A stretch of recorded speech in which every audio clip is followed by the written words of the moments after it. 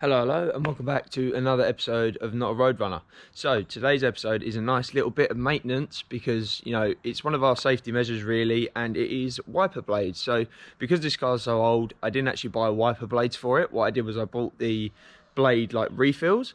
So one, they're a lot cheaper. It was £3 for the set that went on this, whereas wiper blades normally are like over 20 quid, really.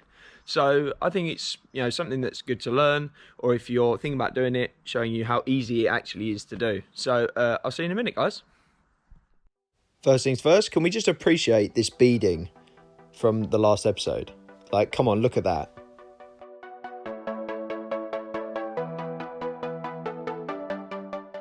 So this is the reason why we're changing the wiper blades over today, because my ones are absolutely mangled, as you can see.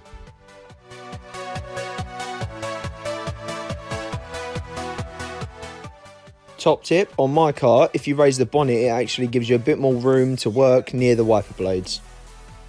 The way that the wiper blades are secured is it has 4 clamps going along the actual blade.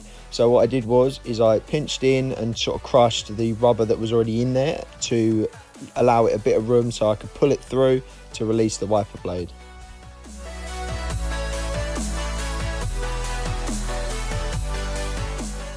On the wiper refills that were already in here, there was actually a metal side, it run along the side of this bit of metal. Where it had frayed, it was actually catching. So what I'm doing now is I'm pinching that in so then I can pull it straight out and then we can get into installing the new one. Once you have removed the rubber, definitely make sure to put your wiper blade back down carefully, because that will obviously scratch the hell out of your windshield. Once you've removed the first one, now we need to go around to the other side of the car and remove the other one. Now, the actual rubbers that were on my wiper blades before were about 4mm wide, whereas these ones, all aftermarket ones, really are 6mm. So what I had to do was I had to go onto my wiper blade and extend those clips out to make sure that the new wiper rubber could fit into the blade. Trust me, you do not want to overbend these, because I did it a couple times and honestly it's very nerve-wracking trying to bend it back, because obviously it could just snap at any moment. So definitely take your time and apply as little pressure as possible.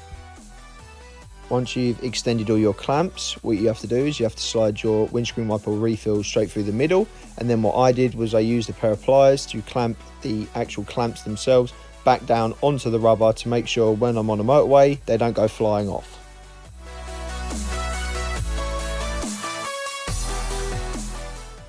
It did actually say on the instructions that came with it to use a pair of scissors to cut it, but honestly I did use a pair of scissors, but I would recommend a saw or something, because genuinely scissors do not cut that plastic. So learn from my mistakes, guys.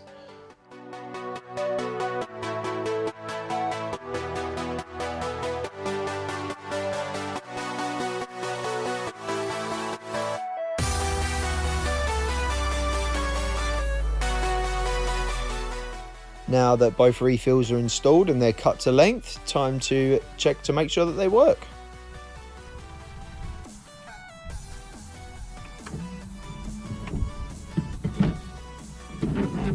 Perfect. Before, half the water would still be here, which was lovely when you're driving in the rain. So yeah, effective.